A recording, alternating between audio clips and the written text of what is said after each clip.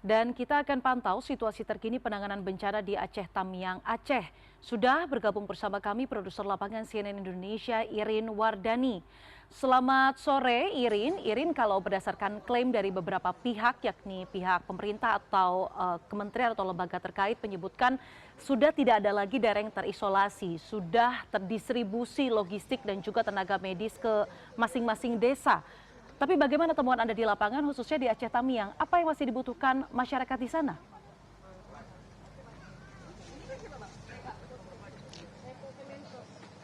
Iya, selamat sore Diana. Betul sekali, memang saya saat ini sedang berada di Kabupaten Aceh Tamiang, tepatnya di kantor Bupati, dan di belakang saya adalah posko medis. Kalau untuk distribusi logistik, memang di beberapa titik ada warga yang masih memprotes tidak meratanya distribusi logistik. Dapat kalau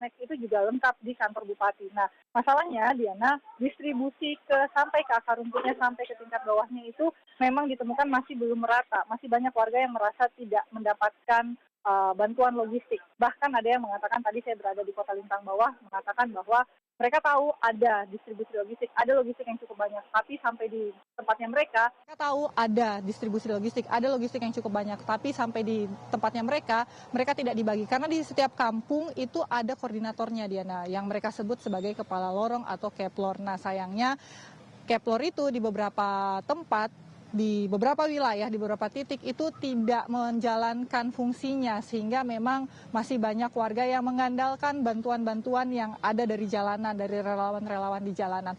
Nah, kalau untuk medis sendiri, sudah hampir 1 pekan Rumah Sakit Umum Daerah Aceh Tamiang ini sudah beroperasi, Diana. Proses pembersihan masih terus dilakukan, dan juga tenaga-tenaga kesehatan yang datang dari berbagai penjuru. Ada juga kemarin saya sempat melihat ada tenaga kesehatan dari Sulawesi Selatan. Kemudian ini di belakang saya dari Fakultas Kedokteran Universitas Sumatera Utara sendiri juga ikut membantu dan khusus mendirikan posko di kantor Kabupaten Aceh Tamiang. Kenapa harus ada posko kesehatan di setiap titik? Karena memang mobilitas warga atau para penyintas ini memang harus jaraknya kita perpendek, supaya kalau dilihat situasinya masih tidak memungkinkan untuk melakukan mobilitas yang intens. Berangkat ke Rumah Sakit Umum Daerah Aceh Tamiang itu juga membutuhkan kos yang tidak sedikit, Diana, karena bensin bahan bakar maksudnya itu masih cukup langka di sini, dan juga listrik seperti itu. Listrik sampai sekarang belum menyala sama sekali. Nah, khusus untuk tenaga kesehatan sendiri ini saya akan bertanya, tapi ini saya akan bertanya mengenai kondisi anak-anak, karena yang paling rentan pasca bencana pasti paling rentan adalah anak-anak, ibu hamil dan anak-anak. Karena situasinya saya saja, Diana, orang dewasa berjalan di keliling di Kabupaten Tamiang ini harus memakai masker. Sayangnya anak-anak tidak memiliki privilege seperti itu. Sebelum saya ke Dokter Eka, saya ingin menilik sebentar posko kesehatannya, Dokter Eka. Bisa kita masuk ke dalam? Boleh. Kita akan lihat dulu posko kesehatannya seperti apa. Nah, ini Ya. posko kesehatannya, Dokter Eka. Saya sudah bersama Dokter Eka yang nanti akan menjelaskan mengenai posko kesehatannya ya. Tapi kita menilik dulu. Iya, ini kita juga kerjasama dengan IDAI Sumatera Utara. IDAI Sumatera Utara ini mendirikan posko-posko yang bisa diakses oleh masyarakat. Kemudian nanti kita juga mobile klinik ke daerah-daerah yang belum terakses.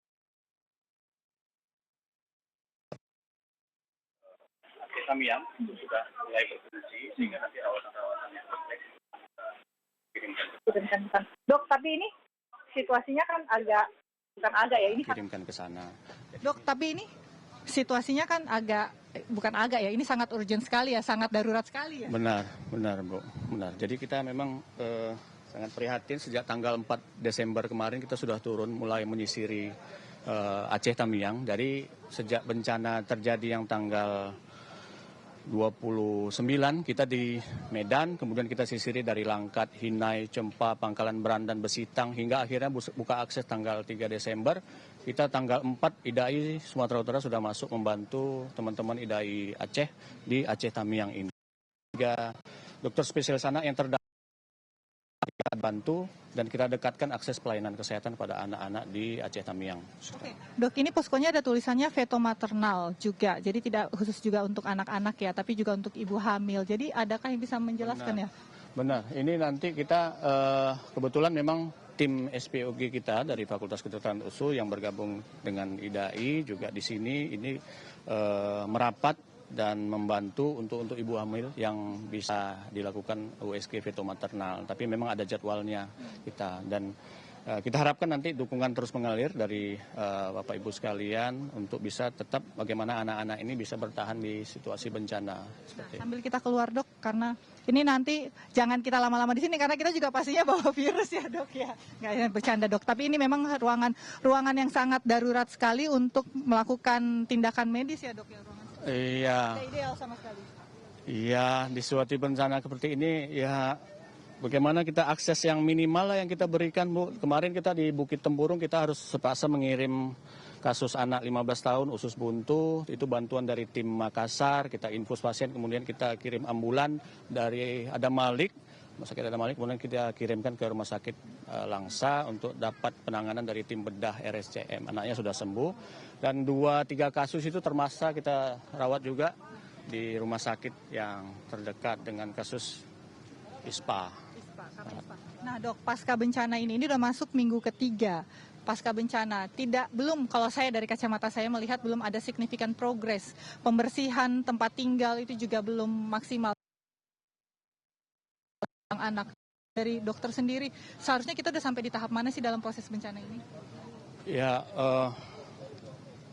ini kan memang semua pihak sudah turun kemari, dan kita melihat bahwa ekonomi sudah berjalan tuh, pajak-pajak sudah mulai buka, kemudian akses-akses yang sebelumnya tertutup sudah mulai dibuka. Kita harapkan itu bisa membantu juga nanti akses ke rumah sakit umum daerah yang sudah kita support juga tenaga medisnya dari IDAI, dan kita berharap tumbuh kembang anak maupun pencegahan penyakit infeksi yang sudah kita lakukan selama ini itu tetap berjalan. IDAI sendiri sudah mengirimkan hampir 59 truk tangki air, 435.000 liter air bersih untuk membantu mencegah, mengurangi kasus-kasus diare yang mungkin timbul pasca bencana. Dan kita ada bawa juga pencegahan tetanus untuk perawatan luka yang kita lakukan selama ini. Kita lihat lumpur-lumpur yang masih berserakan di sekitar kota, membawa benda-benda tajam yang anak-anak juga rentan untuk terkena. Kita sediakan untuk anti tetanus serumnya maupun juga tetagamnya nanti di RSUD. Dok, tadi dokter sempat menyebut soal vaksin tetanus, tapi yang saya ingin gali lebih dalam, vaksin untuk anak-anak yang biasanya secara rutin anak-anak dapatkan, terutama dari usia 0 sampai 3 bulan, 3 bulan sampai 6 bulan, 1 tahun sampai 3 tahun itu. Rumah sakit berhenti selama 3 minggu, selama bencana. Tidak ada fasilitas pemberian vaksin, suntikan vaksin seperti DPT kalau tidak salah ya, Dok ya. Itu gimana, Dok, ini ke depannya? Itulah sama-sama kita bantu ini, Puskesmas dan Dinas Kesehatan, kita tetap koordinasi. Sejauh ini kan kita masih fase respon, memberikan nutrisi, pakaian baru layak pakai, tisu basah, air bersih kepada anak-anak, ibu hamil. Kemudian kita tetap memantau untuk memberikan ASI. Tapi untuk kelanjutan imunisasi tetap kita harus bicarakan dengan pemerintah melalui Dinas Kesehatan di Aceh Tamiang dan juga Langkat. Sepertinya dokter mengkhawatirkan sesuatu ya, Dok ya? Ya, pasca bencana, apalagi kalau anak-anak tidak imunisasi, itu bisa terjadi outbreak yang bisa tidak kita harapkan. Jadi air bersih sudah kita kirimkan, dan mungkin mudah-mudahan ada donatur lagi yang bisa mensupport kegiatan-kegiatan kita untuk mengirimkan air bersih ini untuk mencegah diare. Namun untuk pencegahan melalui program yang imunisasi, DPT, polio itu tetap harus kita lanjutkan melalui puskesmas pustu yang sangat terdampak pada daerah Aceh Tamiang ini. Stok imunisasinya gimana, Dok? Apakah sudah masuk?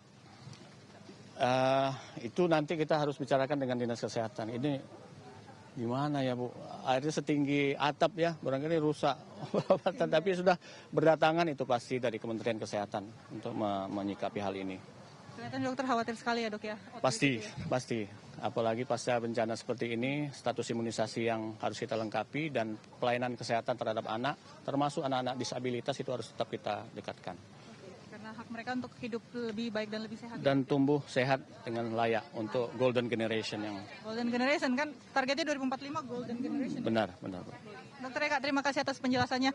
Istirahat, Dok, sepertinya sudah mengkhawatirkan outbreak dan juga kondisi terima kasih juga lah bagi Satgas, teman-teman juga di IDAI PP Pusat dan teman-teman IDAI Sumatera Utara, kita tetap mendukung IDAI Aceh untuk bangkit dan pulih melayani anak-anak Indonesia. Baik. Dokter Eka, terima kasih banyak. Nah itu Diana, memang ada hal yang harus kita khawatirkan saat ini adalah outbreak karena ada imunisasi yang terhenti karena akibat bencana alam ini atau bencana banjir bandang yang menimpa tidak hanya di wilayah Aceh saja, tapi juga kita masih punya kekhawatiran yang sama di Sumatera Utara dan juga di Sumatera Barat. Jadi memang ini pemerintah, Kementerian Kesehatan khususnya harus segera memperhitungkan supaya 2045 tidak ada generasi kita yang kesehatannya terganggu paling tidak.